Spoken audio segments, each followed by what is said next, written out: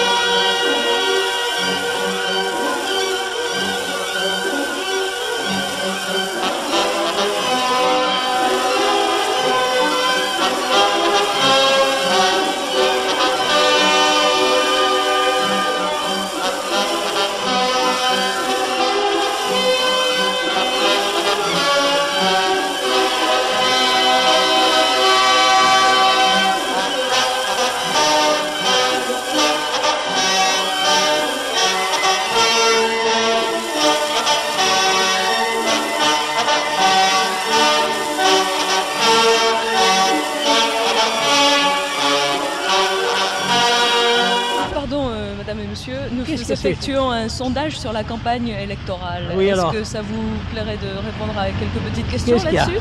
La campagne littorale. Oui, je sais. Alors, est-ce que la campagne électorale atteint son but, d'après vous? Ah oui. à son but? Ah, ça dépend.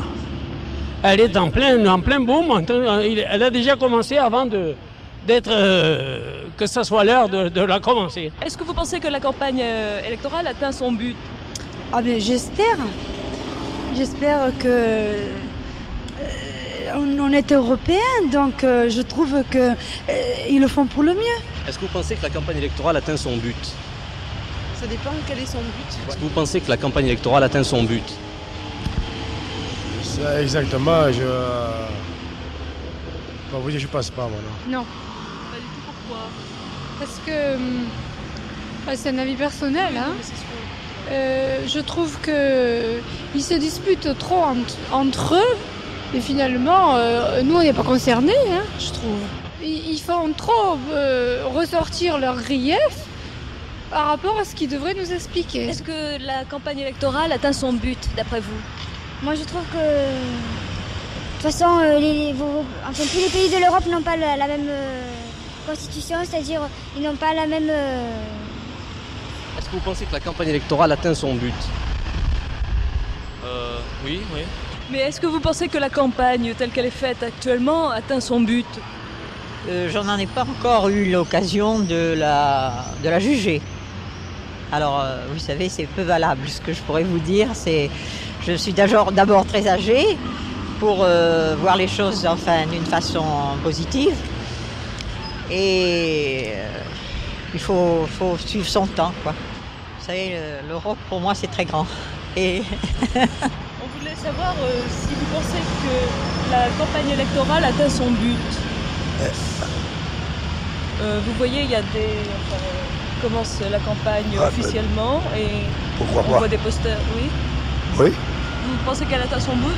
Oui. Et quel est le but de la campagne, à votre avis? C'est d'améliorer la vie, quoi. C'est pas? Oui. Et ma foi, qui est plus de guerre, quoi, chose comme ça. C'est ça, d'après vous. Hein? Et d'après vous, qu'il n'y ait pas cette haine entre gens, entre peuples. Et enfin, comment on appelle ça, le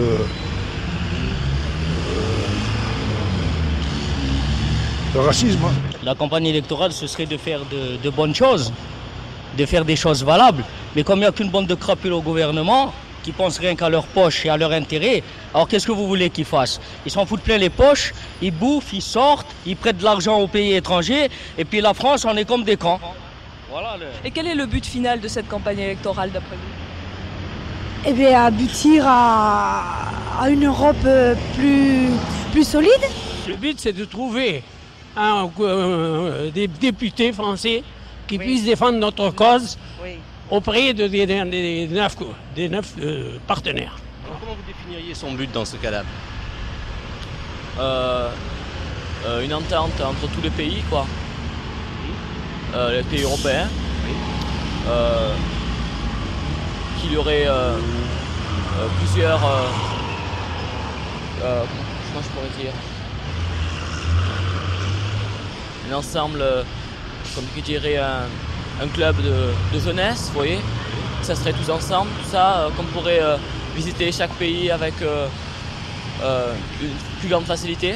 Quelle est votre idée d'une petite liste? Ça, c'est une opinion personnelle quand même. Je peux pas. On ne le dit pas ça. Vous votez à votre idée. On a parlé à la télévision, à la radio de petites listes. Est-ce que vous pourriez donner votre définition d'une petite liste? Sur les listes? Une petite liste, qu'est-ce que c'est pour vous? C'est-à-dire, la liste, c'est exactement ceux qui se présentent aux élections, quoi. Oui, mais il y a des grandes listes, des petites listes. Est-ce que vous avez une idée de ce que c'est qu'une petite liste? Non. Une définition, vous dites? Oui, enfin, comment est-ce que vous définiriez la petite liste?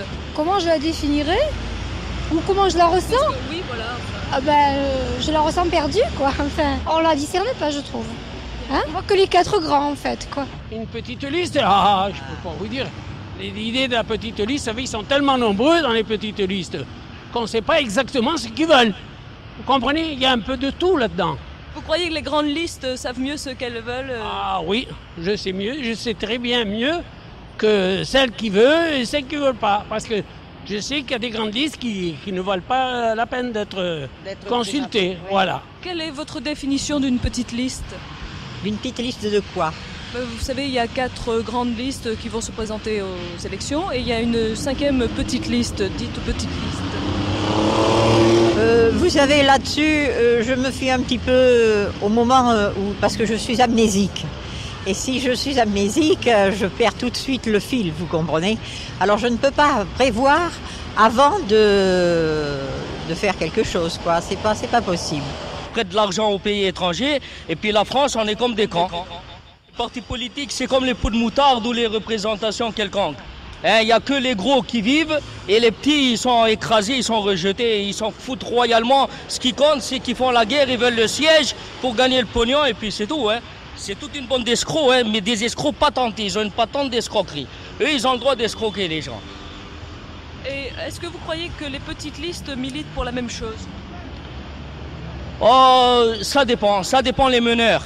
Tout dépend des meneurs, des animateurs, hein. Tout dépend des animateurs. Il y a des animateurs qui sont dans le vrai, mais malheureusement, ceux-là, ils sont tout de suite éliminés. Parce que du moment où vous êtes dans le vrai, où vous voulez faire quelque chose de bien, automatiquement, on vous élimine. Hein? Mais le gangster ou le crapule ou n'importe quoi, lui, il passe en premier lieu. Est-ce que vous aimez la campagne telle qu'elle est? Oui. Quels aménagements pourrait-on y apporter, à votre avis? Moi, je ne sais pas. Vous la voyez telle Là, qu'elle est? une chose que moi, je ne connais pas. Est-ce que vous aimez la campagne telle qu'elle est? Non, non, pas du tout. Non, non. Parce que, je vais me répéter, parce que on voit la bagarre des 4, mais on voit pas tellement ce qu'ils veulent nous faire ressortir de l'Europe. Est-ce que vous aimez la campagne telle qu'elle est en ce moment? Vous savez, telle qu'elle est en ce moment, elle n'est pas mauvaise.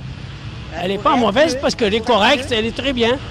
Mais il y a des gens qui la perturbent. Et est-ce que, vous aimez la campagne telle qu'elle est maintenant? Oui, très bien. Pour moi, elle est très bien. Oui. Je vois les 4 là qui se disent un peu les vérités, mais c'est normal. C'est normal. C'est très bien. La vérité. Comme elle est, qu'ils continuent à être tranquilles et poliment. Voilà, ça c'est vrai. De rien. Alors maintenant, pour en revenir à la campagne, est-ce que vous aimez la campagne telle qu'elle est? Attendez, moi je cherche mon chien pour l'instant, je ne sais pas où il est. Le gris là. Ah, il est là, il est là. Ouh, le petit caniche là. Oui, viens ici, voyou. Voyou ici. Voyou. La campagne, voyez-vous, est un peu bouchée dans le fort, à part des grosses, des choses qui sont importantes, quoi, des maisons qui sont importantes, tout ça. Mais personnellement, moi, ça ne me touche pas, alors je ne peux pas vous donner une appréciation bien valable. Est-ce que vous aimez la campagne telle qu'elle est? J'aime beaucoup la campagne, j'ai une maison à la campagne dans la Loire. Je regrette que ce soit mon beau-père qui l'ait fait construire parce qu'il l'a mis dans un centre où il était à Lyon. Et quand il est mort, eh bien, nous n'avons pas voulu vendre ce qu'il y avait pour pouvoir conserver la campagne des parents. Mais enfin, il faut faire 600 km pour y aller, vous voyez. Alors, c'est déjà trop important. Alors, on préfère... Moi, vous voyez, j'ai acheté un immeuble là dans la rue. Et j'ai fait mes locaux commerciaux, j'ai fait mes maisons et encore plus, je loue les étages supérieurs. Alors, par conséquent, j'ai trouvé le niveau valable pour moi. Et est-ce que vous aimez la campagne, dans un autre ordre d'idées? Oh, mais disons que ça me passionne, je suis passionnée par les débats politiques, donc oui. Et comment voyez-vous la campagne alors, dans un autre ordre d'idées? Ils s'en foutent plein les poches, ils bouffent, ils sortent, ils prêtent de l'argent aux pays étrangers, et puis la France, on est comme des... Eh bien, moi, si j'étais président de la République, eh bien, premièrement, il n'y aurait pas de campagne du tout, il n'y aurait rien de tout ça, il n'y aurait rien de cette crapulerie. Hein, j'essaierai de faire le plus de bien possible. Au lieu de construire des autoroutes et tout, je commencerai par faire des appartements pour les malheureux qui sont dans les rues, qui n'ont pas où loger, etc. Même des petites chambres, n'importe quoi, voilà ce que je commencerai à faire. Et non pas des autoroutes et toutes ces conneries d'habitation, soi-disant à loyer modéré, où les agences, elles prennent 300 et 400 000 francs de commission, etc. Vous voyez, voilà. Non, mais ça n'a pas d'importance. Comment vous voyez la campagne telle qu'elle devrait être ou telle qu'elle est? Ma foi, je la vois s'améliorer, c'est pas moi. Améliorer le train de vie, c'est des choses comme ça. Oui. Et quels aménagements est-ce qu'on pourrait apporter à la campagne? L'aménagement, qu'est-ce que ça veut dire ça? Eh bien, qu'est-ce qu'on pourrait faire pour améliorer justement les issues de cette campagne? Qu'est-ce que vous voulez que je vous réponde là? Moi, je suis à bout de mon rouleau et j'espère pas taper. Je n'aurai pas plus, pas moins, je ne crois pas. Vous comprenez? Quand on n'est pas en activité, on ne peut pas parler, je ne sais pas moi. Puisque comme je suis, je resterai. Aussi bien maintenant qu'après. Je n'aurai pas plus, pas moins, je crois. Pour moi, c'est pas moi, il n'y a pas d'intérêt pour moi. Parce qu'en activité, c'est une chose, tandis que moi, à la retraite, il y a 25 ans que j'ai eu la retraite. Au contraire, depuis, on tire la ficelle pour améliorer son sort. On vit d'abord, on vit dans une drôle de vie et en lieu d'assouplir la vie, vous comprenez, on cherche à avoir de la haine entre peuples. Ça, il faut que ça se disparaisse, d'après moi. Et est-ce que vous pensez que les femmes pourraient résoudre les problèmes qui se posent au sein de l'Europe mieux, aussi bien ou plus mal que les hommes? Oh, écoutez, ça, je ne fais pas assez de politique pour pouvoir trancher dans des choses comme ça. Surtout que je suis âgée maintenant, voyez-vous, et je n'ai pas la vue aussi bonne dans la vie pour juger des choses qui sont plus de mon ressort, vous comprenez. Les ressorts sont cassés. Alors maintenant, je les use doucement. À votre avis, est-ce que les femmes pourraient résoudre les problèmes qui se posent au sein de l'Europe mieux, aussi bien ou plus mal que les hommes? Aussi bien. Aussi bien. Aussi bien que les hommes. À votre avis, les femmes pourraient-elles résoudre les problèmes qui se posent au sein de l'Europe mieux, aussi bien ou plus mal que les hommes? Pas mieux, mais aussi bien. Les femmes pourraient-elles résoudre les problèmes qui se posent au sein de l'Europe? Je suis tout à fait convaincue de ça. Mieux, aussi bien ou plus mal? Disons que jusqu'à présent, la femme elle a été un peu écartée, mais je trouve que pour le moment, la femme elle est en train de prendre une place assez importante dans la vie politique de tous les pays. Est-ce que l'Europe résoudrait les problèmes qui se posent au sein des communautés, vis-à-à-vis des femmes surtout?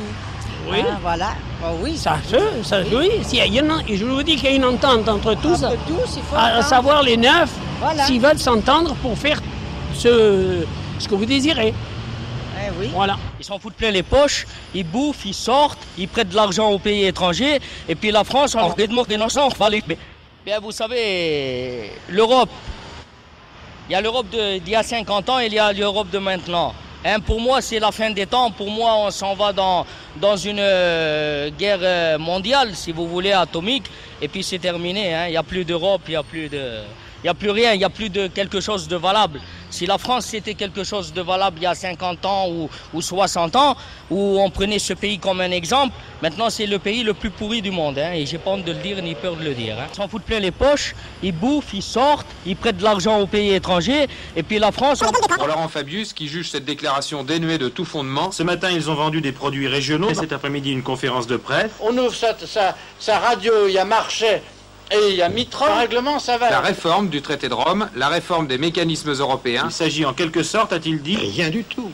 Est-ce que l'on imagine que seulement avec l'Allemagne, les Allemands, vous connaissez M. Schmitt? On nous trompe. Ce ne c'est pas ça les problèmes. Nous devons ne peut-être que celle du donnant. Donnant. Ce n'est pas vrai. Mais, et c'est là où je ne suis plus du tout d'accord avec Mme Weber, la protection commune de la communauté. C'est vrai, une émission avec M. Raymond Barre. Je ne voudrais pas dramatiser, M. Marc. La crise de l'énergie se fond auprès de divers pays qui ont eux-mêmes des prix différents. J'avais dit que le comportement actuel des choses, ce que je peux vous dire. Donc tous les pays prennent conscience. Alors on a parlé du recensement des chaudières et immédiatement on a dit le problème de l'énergie se ramène. Par conséquent, pour le moment, il n'y a pas de danger, en particulier la fiscalité pétrolière, industrielle, qui représenteront plus de fait un effort considérable en la matière. Notre indépendance énergétique. On ne joue pas avec le franc. C'est parce qu'il s'est stabilisé. Moi, j'ai agi de telle sorte, en tout cas je peux vous dire, qu'il n'y a vraiment aucune raison de s'inquiéter. Pour un Deutschmark, 2 francs 36 pour un Deutschmark. Se rend suffisamment pas con sortir du marché commun. Un grand marché protégé par les États. Et ainsi la force.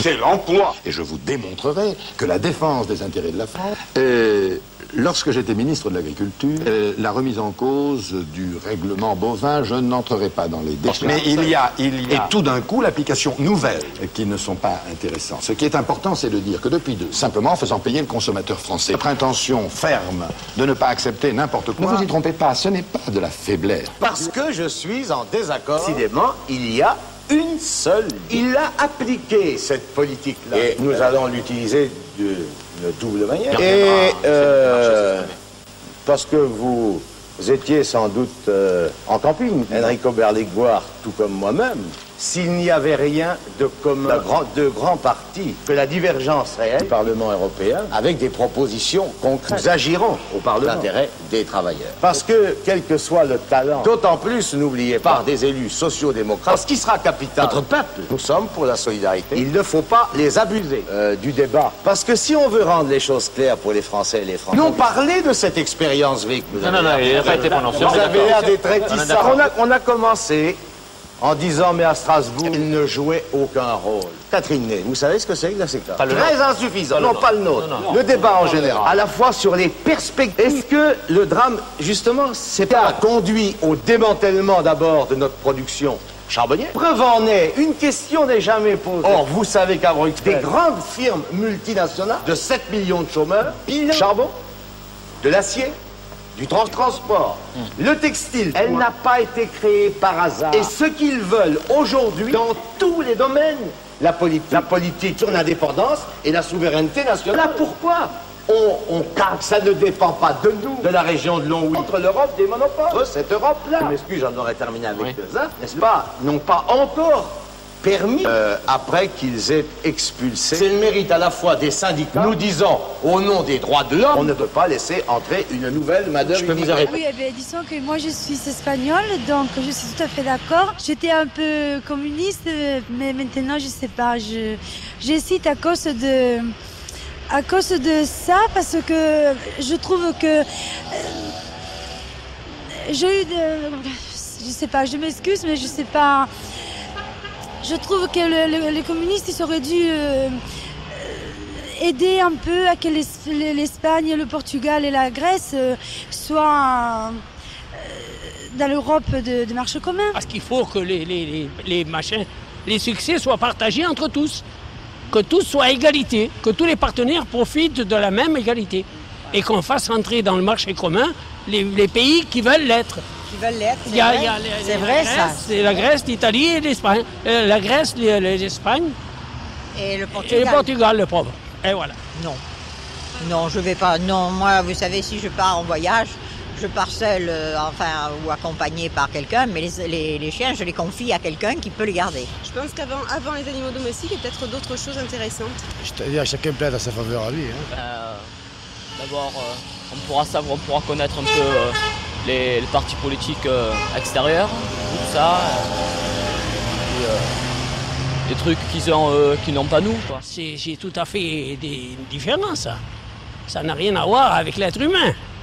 Nous parlons, je parle au point de vue être humain et d'avoir l'égalité de tout au point de vue monnaie que le reste. Pour que vous dites ça, pour les chiens, tout ça, ah oui, je trouve que c'est déplorable. Une ville comme Marseille, où il y a des endroits où on ne peut pas marcher. Moi, je suis tout à fait pour les animaux, mais quand même, quand on prend la responsabilité d'avoir un animal, il faut penser aux autres. C'est pas parce que nous, on a un chien que tout le monde, il faut supporter les conséquences de ce chien. Vous savez, ma santé n'est pas florissante et j'aime autant aller doucement dans un petit chemin, voyez-vous, que d'aller dans des grandes choses où il faut chacun, ils sont pas contents de ceci ou pas contents de cela, tandis que quand je vais manger quelque part, je choisis ma petite affaire et puis elle fait l'affaire pour mon argent, elle fait l'affaire pour ce que je peux aimer, voilà. Vous comprenez, je n'aime pas être... je suis trop âgée pour subir les désirs des uns et des autres. Alliés ensemble, on pourrait mieux combattre cette crise, quoi. C'est-à-dire qu'au lieu de nous parler tout simplement de ce qu'est l'Europe, on voit des hommes qui affrontent à la télévision, journalièrement, dans les journaux, etc. Surtout pour le pétrole. Étant donné qu'il y a une augmentation sans cesse, le pétrole, la Chine de l'Europe, on peut arriver à faire quelque chose d'énergie qui remplacerait le pétrole. En se mettant tous d'accord ensemble. Là, je sais pas, attendez, je sais pas. Je pense que ce sont des ménagements. Là, vous me prenez au dépourvu, attendez. Je vois pas, non, je vois pas. Ben, on est obligé de plaider pour la campagne parce que c'est ce qui nous fait vivre, le principal, n'est-ce pas? C'est pas en faisant des voitures, en faisant ceci ou en faisant cela qu'on fait certainement quelque chose de bon pour la personne qui est âgée d'un certain âge. Vous comprenez? Ça, il faut voir les gens alors différents. Ah oui, l'Europe, oui, elle veut. Elle veut ouvrir les frontières à d'autres pays. L'Europe le veut. Mais il y a des partis qui ne le veulent pas.